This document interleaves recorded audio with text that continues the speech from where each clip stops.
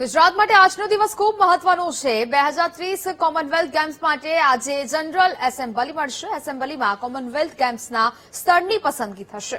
Commonwealth ગેમ્સને લઈને સ્કોટલેન્ડના ગ્લાસગોમાં મહત્વપૂર્ણ બેઠક, જ્યાં ડેપ્યુટી સીએમ હર્ષસંઘવી, કેન્દ્રીય ઓલિમ્પિક કમિટીના સભ્યો તેમજ અન્ય અધિકારીઓની ઉપસ્થિતિ પણ જોવા મળશે. અમદાવાદને કોમનવેલ્થ ગેમ્સની યજમાની મેળવવાની પૂરેપૂરી સંભાવનાઓ છે તે જોવા મળી રહી છે.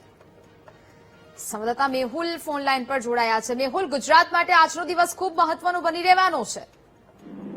બિલકુલ, વાત કરવામાં આવે તો ગુજરાત માટે આજનો દિવસ મહત્વપૂર્ણ છે, કારણ કે કોમનવેલ્થ ગેમ્સ નું જે યજમાની પદ છે તે અમદાવાદને મળે તેના માટેની જે આખરી એસેમ્બલી મીટિંગ છે તે સ્કોટલેન્ડના ગ્લાસગોમાં મળવા જઈ રહી છે. આજે લગભગ સાંજ સુધીમાં તેની જાહેરાત જે છે તે કરવામાં આવશે.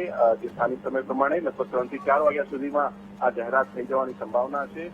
યજમાની પદ અમદાવાદને મળે તે માટે ભારત તરફથી મંજૂરી અમદાવાદને આપવામાં આવી હતી કેન્દ્રીય કેબિનેટમાં, અને ત્યારબાદ તમામ તૈયારીઓ જે છે તે કરી દેવામાં આવી હતી. અત્યાર સુધી કોમનવેલ્થની અંદર તમામ પ્રેઝન્ટેશન પૂર્ણ થઈ ચૂક્યા છે, અને આ જનરલ એસેમ્બલીની અંદર યજમાની પદની જાહેરાત થાય તેની અંદર અમદાવાદનું નામ જાહેર થાય તેની સંપૂર્ણ શક્યતા જોવામાં આવી રહી છે. અને આજે આ જાહેરાત થશે અને નાયબ મુખ્યમંત્રી હર્ષ સંઘવી સહિતનું જે ડેલિગેશન છે તે અત્યારે સ્કોટલેન્ડના ગ્લાસગોમાં પહોંચ્યું છે.